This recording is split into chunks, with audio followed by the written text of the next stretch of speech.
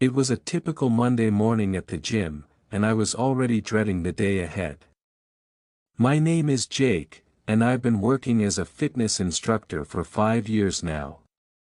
To most people, my job probably sounds exciting, helping others get in shape, surrounded by energy and motivation all day.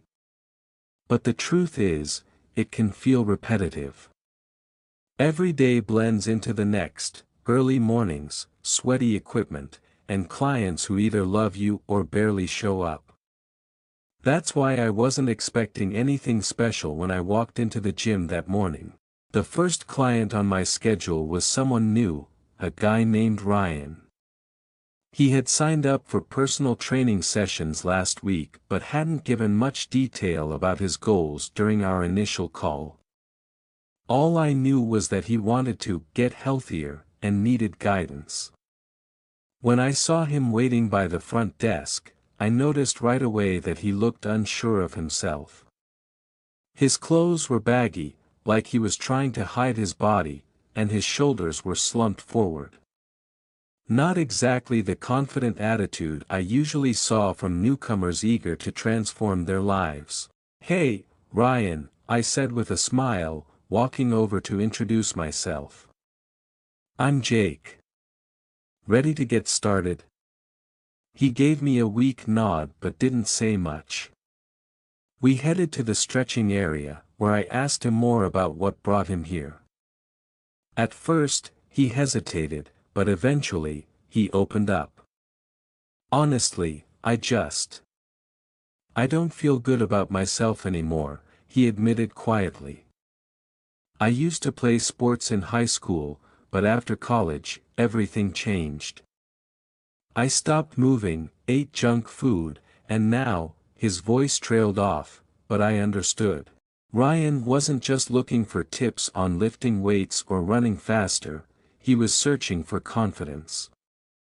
And while I'd worked with plenty of clients before, something about Ryan struck a chord with me.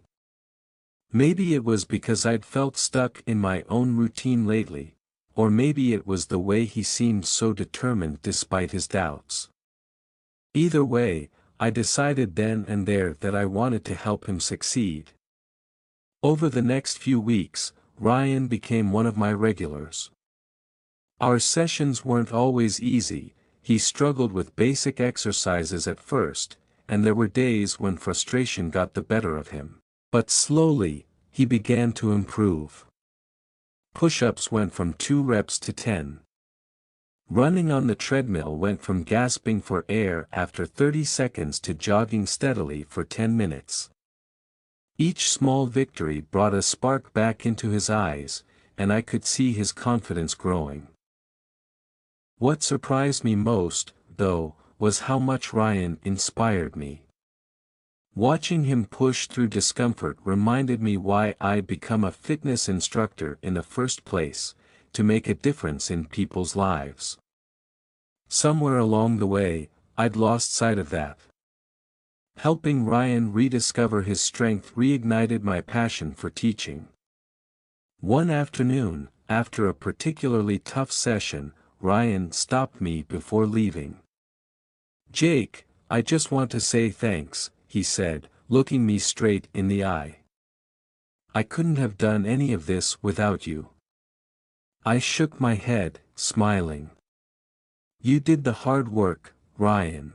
I just pointed you in the right direction." But deep down, I knew he was right. We'd helped each other. Ryan had found his confidence again, and I'd remembered why I loved my job. By the time he completed his final session 3 months later, he looked like a completely different person, not just physically, but mentally. The shy, uncertain man who had walked into the gym on that rainy Monday morning was gone, replaced by someone proud of what he'd accomplished.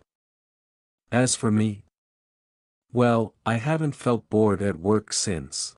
Ryan taught me that every client has a story, and being part of their journey is a privilege. Now, whenever I meet someone new, I remind myself to listen carefully and stay patient. Because sometimes, the smallest steps lead to the biggest changes, for them and for me.